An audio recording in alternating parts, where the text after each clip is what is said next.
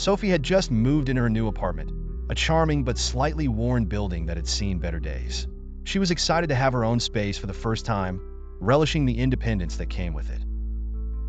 After spending the evening unpacking boxes and arranging furniture, she decided to take a long, hot shower to wash away the grime and stress of moving. The apartment's pipes groaned and whistled as they adjusted to the water flow, creating an orchestra of unsettling noises. But Sophie was too tired to pay much attention.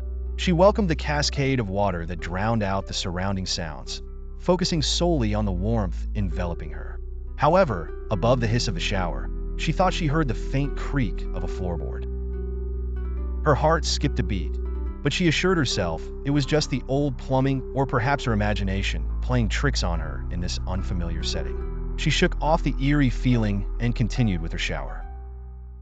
After drying off and putting on her pajamas, she felt a slight unease creeping back in.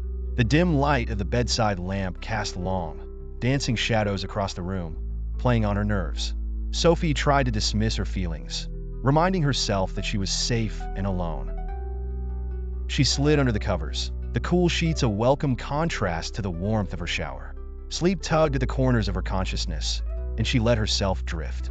Just as she was about to succumb to sleep, she heard a sound from under the bed. It was faint but unmistakable, the sound of shallow, raspy breathing. Her eyes snapped open, and her breath caught in her throat. Paralyzed with fear, she lay perfectly still, straining to hear more. Was it really what she thought it was, or was her imagination running wild? She couldn't take the chance. Heart pounding, Sophie cautiously slid her hand off the side of the bed, inching it towards her bedside table, where her phone lay. She grasped it with trembling fingers and, under the veil of her blanket, typed a quick, desperate message to her friend. "I think someone's here." Minutes felt like hours as she waited for a response. Her phone vibrated almost immediately, her friend's name flashing on the screen along with a message. "Stay calm. I'm calling the police right now." The minutes that followed were agonizing. Sophie could hear her own heartbeat, loud and irregular, competing with the sinister breathing from beneath her bed. She didn't dare move, barely even allowing herself to breathe. Finally, she heard the distant but sweet sound of police sirens approaching. Relief washed over her, but she didn't dare move. The sirens grew louder, and she could hear footsteps rushing up the stairs and along the hallway. They pounded on her door, announcing their presence.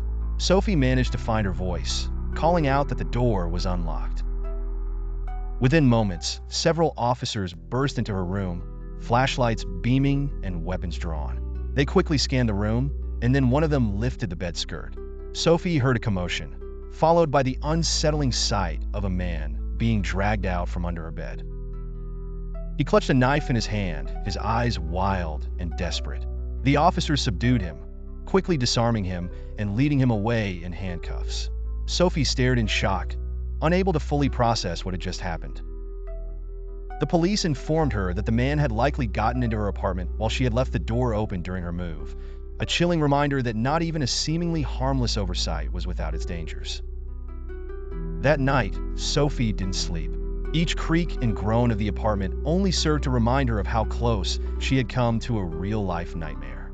She lay awake, staring at the ceiling, grateful to be alive, but forever haunted by the stranger under the bed.